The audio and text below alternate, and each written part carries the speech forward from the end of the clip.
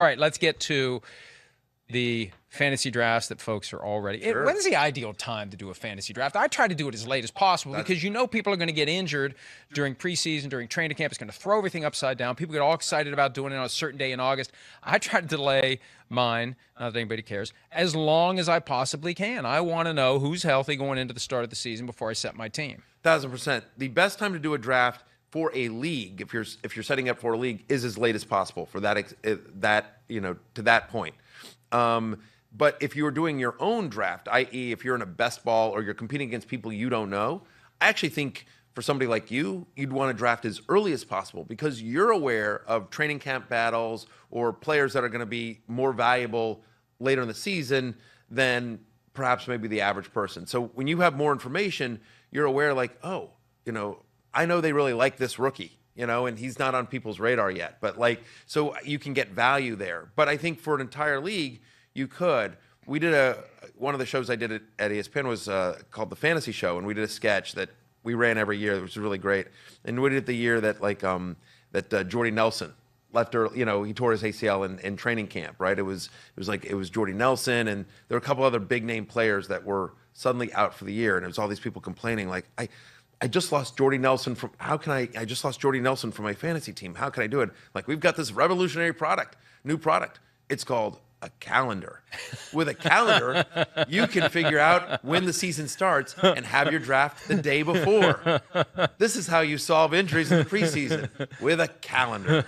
And so, it was like, and it was very infomercial and over the top and did really well for us and went viral and the whole thing. But yeah, Mike, you're exactly right. Like, ideally, it's the day before the season.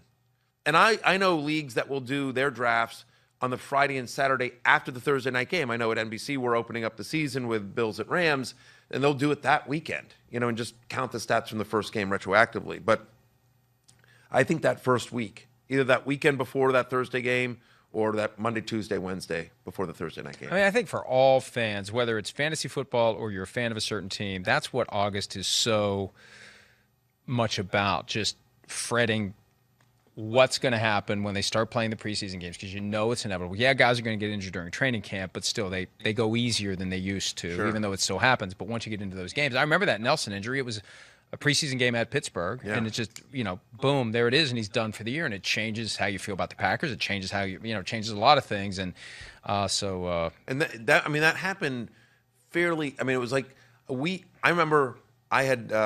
So for a number of years, I was in a league with the Howard Stern show guys. So I'm a big Howard fan, have been for years, and I was in a league with a bunch of those guys, and that was like my first year in the league. And Jordy Nelson was my second round pick.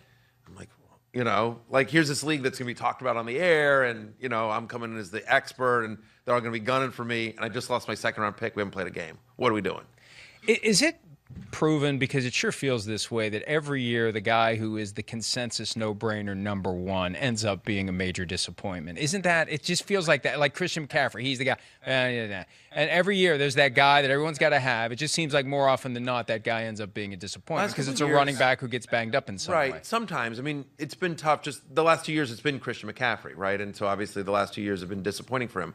But I think the year before that, I'd have to think about that. No, but there have been times when like Todd Gurley, Gurley would number one, and he would produce. McCaffrey would go high, like he'd be 2 or 3, and he would obviously, he was great up until the last 2 years, and McCaffrey produced when he was on the field. It is. It's all sort of injury based. I always say, you can't win your league in the first round. You can lose it. In the first round, you just want as safe production as you can get, but injuries are a part of it, right? Who's the guy this year? The question is like with Derrick Henry. Derrick Henry was a top pick last year. Was Derrick Henry a good pick or a bad pick? Because up until he got hurt, Derrick Henry was fantastic. He was winning people their leagues, and then he gets injured, and you're done, right? So it is. I haven't really thought about it yet this year because I delay my draft as long as possible. But who is that consensus number one guy this year? It's Jonathan Taylor. Yeah, that's true. Yeah, that makes sense. Right, and then this is the year because he's already shown it, and this is year 3, and off we go. And you got Matt Ryan at quarterback, and they should be in scoring position, and the offensive line is great. I have McCaffrey at 2. I've seen other people that have McCaffrey at 1. The argument for McCaffrey at 1 is just like it's all risky. Every running back is a risk to get injured on every play. So why not go with the guy that has the highest upside? And that's probably McCaffrey, right? That just when McCaffrey's healthy, he's just been nothing short of amazing. He has more pass catching ability than Jonathan Taylor, although they used Taylor more in the passing game last year than I think people thought. So there's more upside with McCaffrey. But again, like my take is always, I don't want to lose the league in the first round. So I have McCaffrey too, because there is some injury risk there. I mean, after 2 years, at some point you kind of go like, all right. And you've got the uncertainty now.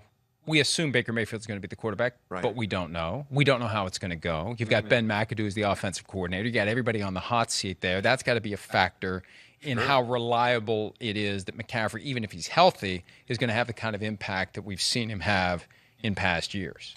Yeah, I mean, it's interesting. I mean, they may try to limit. I mean, they brought in some guys and the guy they got from Tennessee, Deontay Foreman. He was awesome last year. Fantastic. What a great story that kid is, right? I mean, because he was ready to give up. He had a serious injury, and he was nothing short of amazing, filling in for Henry. Speaking of Derrick Henry, last year, and they have Chuba Hubbard, and so they have a little bit more depth than they have previously at that position, and they may be like, hey, we don't want McCaffrey to have many touches as he has previously.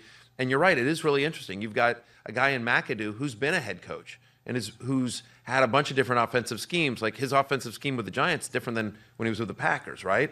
Which obviously, when you got Eli versus Aaron Rodgers, you tailor it a little bit differently to those quarterbacks. So it'll be interesting what he does with Baker. And then you've got Matt Rule, who's an offensive-minded coach. And so how does that mesh? And yeah, there's a lot of question marks around Carolina this year.